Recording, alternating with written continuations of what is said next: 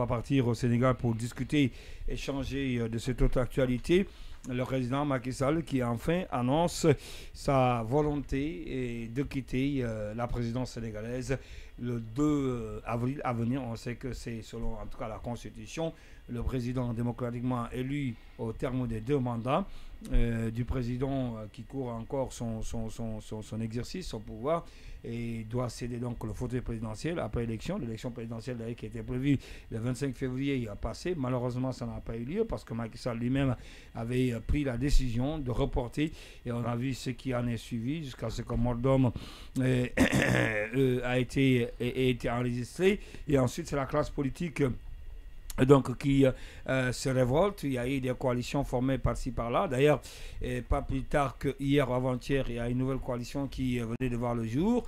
Et Macky Sall donc était dans l'obligation de céder, a fait finalement une déclaration cette semaine en disant qu'il était prêt donc à céder le fauteuil présidentiel et quitter définitivement à partir du 2, date à laquelle, le 2 avril bien sûr 2024, date à laquelle le président élu devrait donc prendre fonction et que celui sortant devrait donc passer la main. Est-ce qu'on peut voir vraiment une réelle volonté cachée ou encore c'est du tape à l'œil de Macky Sall? Oui. Alphonse. Bon, mais moi je voudrais Macky Sall continuer à entretenir la confusion parce que normalement aucune des conditions de vacances de pouvoir est créée pour que au Sénégal, c'est le président de l'Assemblée qui remplace le président de la République. Mais un autre article, je pense l'article 36 alinéa 2 qui lui permet, et là il veut ouvrir cette brèche-là pour dire que l'actuel président reste jusqu'à ce que le nouveau soit élu. Et d'ailleurs, dans les recommandations de la négociation qu'il a envoyé, qu'il a commencé, le dialogue qu'il a entrepris, et il est dit que le 6 juin, il y aura des élections et que c'est lui-même qui va céder le pouvoir, passer le témoin à celui qui sera élu. Donc Macky Sall est en train d'entretenir la confusion et sans raison, on ne sait pas pourquoi il n'aurait pas respecté le 25 et faire passer, et je pense, une quarantaine d'années. Je pense c'est un mardi ou le 25, je sais pas, ou le 25 février de chaque année. C'est chaque élection, c'est quel jour même, c'est un mardi, non? Je pense j'ai oublié le 25, en tout cas c'est le dernier jour de chaque de ce 25 là. Donc c'est un dimanche. Voilà, c'est un dimanche depuis des quarantaines d'années, je pense depuis 1976, tout le monde a respecté cela. Pourquoi Macky Sall ne le respecte pas? Pourquoi il choisit ses candidats? Aujourd'hui, il ouvre des doutes, il ouvre une loi d'amnistie, il est en train de se protéger lui-même, il sait, puisqu'il a tué beaucoup de personnes, je pense une centaine de personnes. Peut-être qu'il est en train de faire garder. Bon, je pense que c'est ce qui a été dit par Amnesty International. Donc, il est en train de couvrir ses arrières et il n'est pas de bonne foi. Ça, il faut le rappeler. Oui, Baïla, sur la question. Oui, si je suis d'accord avec sur le mot confusion, il y a effectivement le président Macky Sall entretient une confusion totale. La confusion principale, c'est qui va diriger effectivement le Sénégal alors du 2 avril, c'est-à-dire date de l'expiration de son mandat jusqu'au mois de juin. Donc qui va finalement peut-être même du coup arbitrer quelque part les élections. C'est une confusion qui n'était pas bienvenue, puisque vous savez que toute cette crise est partie d'où? Du report 24 heures avant le début de la campagne présidentielle, du report unilatéral décidé par le président Macky Sall. Et heureusement, bien entendu, le Conseil constitutionnel a invalidé ce report, mais le mal est déjà fait, puisque le Conseil constitutionnel également n'est pas allé quelque part au bout de la logique en ne fixant pas directement une date présidentielle. Lui aussi a laissé entretenir cette confusion, et le président Macky Sall s'est bien entendu enfoncé dans cette brèche laissée par le Conseil constitutionnel qui disait à l'État d'organiser les élections dans les meilleurs délais, donc pour définir en quelque sorte lui ce qu'est ses meilleurs délais, avec justement une parodie de dialogue organisé encore une fois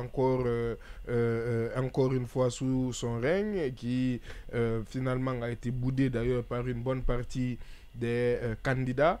Et tout le but de tout cela, c'est que je pense que le président Macky Sall s'est rendu compte malheureusement un peu tard que le projet du président, le projet présidentiel de l'opposition de Sonko et Diomaye Faye finalement après était assez solide, qui réussissait même les deux étant en prison à engranger des soutiens de taille tels que celle par exemple de l'ancienne présidente de l'Assemblée Aminata Touré, et donc se rendant compte justement et ayant aussi des différends certainement avec son dauphin, du coup il tente une manœuvre qui n'a pas encore malheureusement dit tous ses secrets, parce que c'est pourquoi on parlait de confusion. Les intentions ne sont pas assez claires aujourd'hui. Malheureusement, c'est en tout cas cette image démocratique du Sénégal qui a pris en tout cas un certain coup. Parce que comme l'a très bien dit Diallo, cette histoire d'amnistie aussi peut être effectivement un moyen quelque part aussi d'amnistier en même temps ceux qu'on qualifiait de terroristes, de terroristes, de manipuler, finalement de les amnistier, mais aussi peut-être d'amnistier ceux qu'on appelle aussi les nervis, qui sont ces milices qu'on voyait un peu qu'on voyait un peu se propager au Sénégal. Donc on attend de voir, on espère, on va voir aussi justement aujourd'hui la question est de savoir déjà est-ce que ces candidats je n'ai pas l'information, est-ce que ces candidats ont déjà déposé ou vont déposer un recours au Conseil constitutionnel sur la date du 2 juin et si recours il y a, espérons cette fois-ci que le Conseil constitutionnel tranche en allant jusqu'au bout et en fixant une date, et sinon malheureusement on n'est pas à l'abri avec toute cette confusion que les mêmes causes finalement produisent les mêmes conséquences en Afrique de l'Ouest, et ce qui est une déstabilisation des institutions et malheureusement c'est un risque qui est aujourd'hui très présent au Sénégal. Oui, Tchernon. Amadou Mboné Camara, Macky Sall qui finalement manifeste sa volonté de quitter le pouvoir le 2 avril à venir, sauf qu'il y aura un vide institutionnel si toutefois il quitterait et que les élections soient maintenues pour le mois de juin. Oui, effectivement, c'est une situation, on l'a dit, suffisamment. On avait hier ici comme invité un responsable du PASTEF au niveau de la Guinée ici. Toute cette situation est créée justement par le président Macky Sall. Et je pense qu'aujourd'hui, il est pourchassé par sa propre conscience parce qu'il a aussi l'obligation. J'ai vu quelque part qu'il aimerait, après le fauteuil présidentiel, par exemple, établir domicile au Maroc, qu'il aimerait bien. Il envisage déjà sa retraite.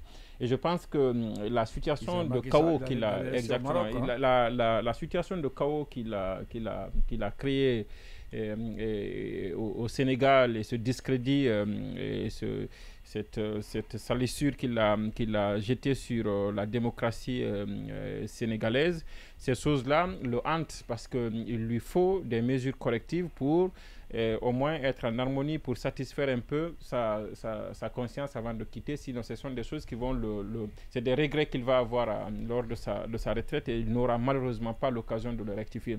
Il prend des engagements aujourd'hui de quitter le pouvoir, effectivement, sauf que ça peut avoir des conséquences, et ça lui-même il l'a laissé entrevoir à un moment, parce qu'il disait justement aux politiciens que il n'y a pas que les acteurs politiques sur la scène, c'est qu'il laissait entrevoir, bien organisées. voilà, c'est qu'il laissait entrevoir que lui-même en tant que président démocratique qu'il envisage un coup d'État contre lui-même, ou alors qu'aprdire son mandat, puisqu'il y a une vacance de pouvoir, donner peut-être les arguments nécessaires à l'armée de s'emparer du pouvoir le temps d'une nouvelle élection, alors que l'ordre constitutionnel est établi, et même sans lui, les institutions sénégalaises, je ne sais pas ce que dit la loi en la matière, mais il doit avoir était prévu dans la loi sénégalaise la vacance de pouvoir, parce qu'elle arrive à tout moment. Nous ici, après quand elle est constatée, le président de l'Assemblée dirige pendant, je pense, 60 jours pour organiser des élections. Est-ce que c'est ce qu'il veut faire? De toutes les façons, que ce soit Macky ou pas, c'est son parti qui organisera, parce qu'à la tête de l'Assemblée, il y a